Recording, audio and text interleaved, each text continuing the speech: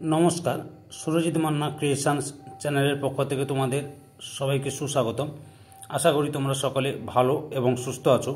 আমি তোমাদের জন্য এই ভিডিওটিতে তুলে ধরছি 2025 সালের ক্লাস 5-এর রায় ও মার্টিন প্রশ্নবিচিত্র থেকে সেকেন্ড ইউনিট টেস্টের জন্য আমাদের পরিবেশ থেকে এক সেট প্রশ্নপত্রের সম্পূর্ণ সমাধান করছি। তোমরা আমার এই চ্যানেলের মাধ্যমে ক্লাস 5-এর রায় ও মার্টিন প্রশ্নবিচিত্র থেকে সেকেন্ড ইউনিট টেস্টের জন্য আমাদের পরিবেশ বাংলা এই দুটো বিষয়ের সমাধান পাবে। তার আগে তোমাদের কাছে অনুরোধ, তোমরা ভিডিওটি না টেনে পুরোটা দেখো। ভিডিওটি কেমন লাগলো কমেন্ট করে জানিও, ভিডিওটিতে লাইক দাও এবং শেয়ার করো, এবং চ্যানেলে নতুন হলে চ্যানেলটিকে সাবস্ক্রাইব করে চ্যানেলের সঙ্গে যুক্ত হয়ে যাও। আলোচনা শুরু করছি। 212 নম্বর পেজের 9 নম্বর স্কুল কৃষ্ণনগর কলেজিয়েট স্কুল, এই স্কুলের প্রশ্নপত্র সেটটি আলোচনা করছি। অলরেডি আমি তোমাদের সামনে 1 থেকে 8 নম্বর স্কুল পর্যন্ত আলোচনা করে দিয়েছি। তোমরা ওই ভিডিওগুলো দেখতে চাইলে আমার চ্যানেলের প্লেলিস্টে গিয়ে দেখে নাও, না হলে এই ভিডিও ডিসক্রিপশনে তার লিঙ্ক দেওয়া আছে, ওখানে ক্লিক করে দেখে নিতে পারো। আলোচনা শুরু করছি। 1-এর দাগে শূন্যস্থান পূরণ করো। 1.1 পুরুলিয়া জেলা পশ্চিমবঙ্গের ড্যাশ অঞ্চলের অন্তর্গত মালভূমি অঞ্চলের অন্তর্গত।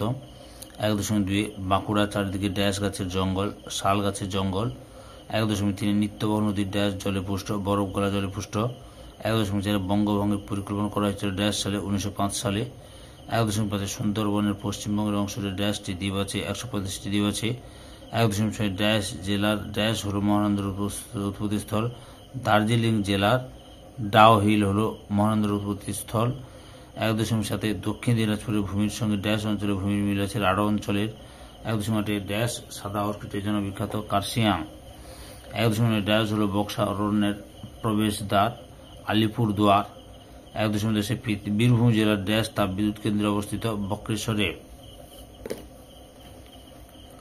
এরপরে লক্ষ্য করো 2-এর দাগে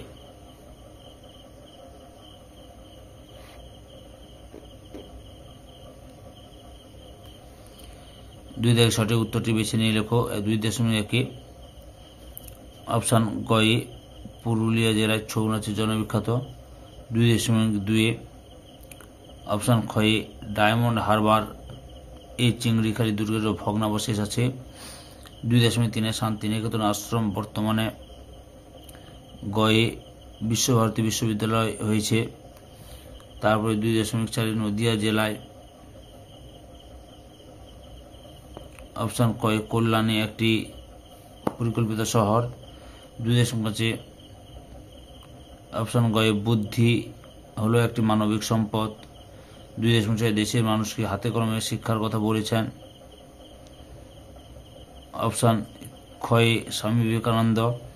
2.7 স্বাধীন ভারতের প্রথম শিক্ষামন্ত্রী ছিলেন অপশান গয়ে মৌলানা আবুল কালাম আজাদ। 2.8 হলদিয়া দীঘা শহরগুলি অপশান গয়ে বঙ্গোপসাগরের উপকূলে অবস্থিত। 3-এর দাগে বাম দিকের সঙ্গে ডান দিক মেলাও।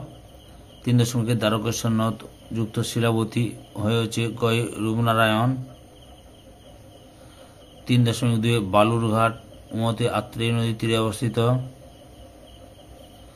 3.3 মেদিনীপুর কয়ে কংসাবতী। 3.4 কেলেঘাই যুক্ত কংসাবতী যুক্ত হয়ে অপশান খয়ে হলদি নদী হয়েছে।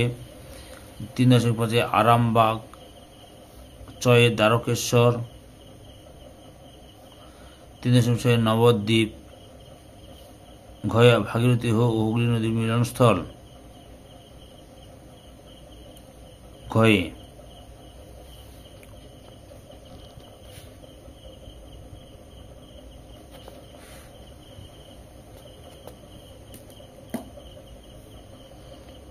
তারপরে সত্য অথবা মিথ্যা লেখো। 4.1 1960-এর দশকে ব্রিটিশরা বক্সা দুর্গ দখল করেন, এটা হচ্ছে মিথ্যা। সঠিক উত্তর 1860 সালে। 4.2 রায়গঞ্জে কুলিক পাখিরা রয়েছে, সত্য। 4.3 মহানন্দার পশ্চিম দিককে দুভাগ করেছে সংকোচ নদী, মিথ্যা। সঠিক উত্তরটি হল কালিন্দী নদী।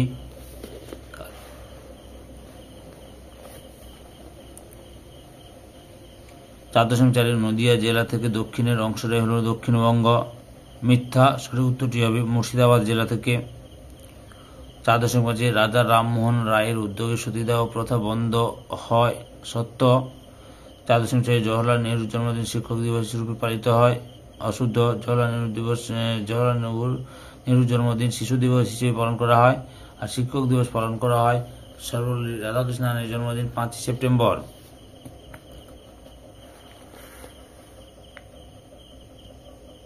পাঁচের দাগে নিচের প্রশ্নগুলি অতি সংক্ষিপ্ত উত্তর দাও।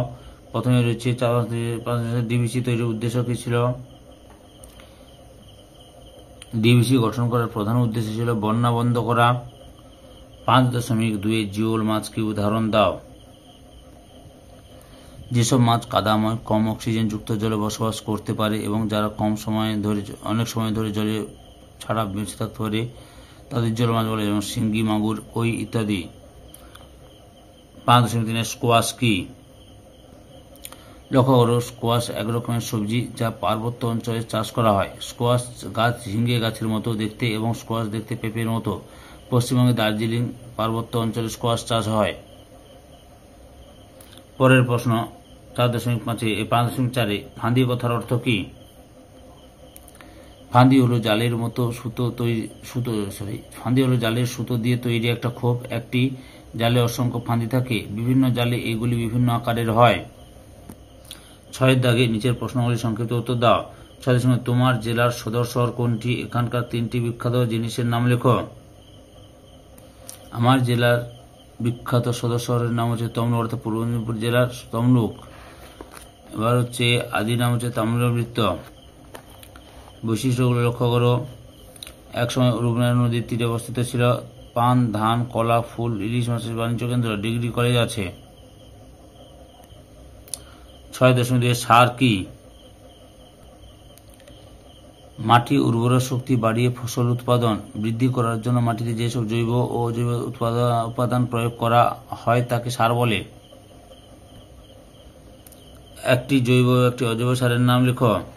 আচ্ছা, জৈব সারের নাম হচ্ছে গোবর এবং অজৈব সার হচ্ছে ইউরিয়া। তাহলে কি জৈব গোবর এবং অজৈব হচ্ছে ইউরিয়া, বুঝতে পেরেছ? 6.3 তরাই অঞ্চলে চা চাষ ভালো হয় কেন? তরাই অঞ্চলে চা চাষ ভালো হওয়ার কারণগুলি হলো চা চাষের জন্য জল দাঁড়ায় না, এমন ঢালু জমি লাগে।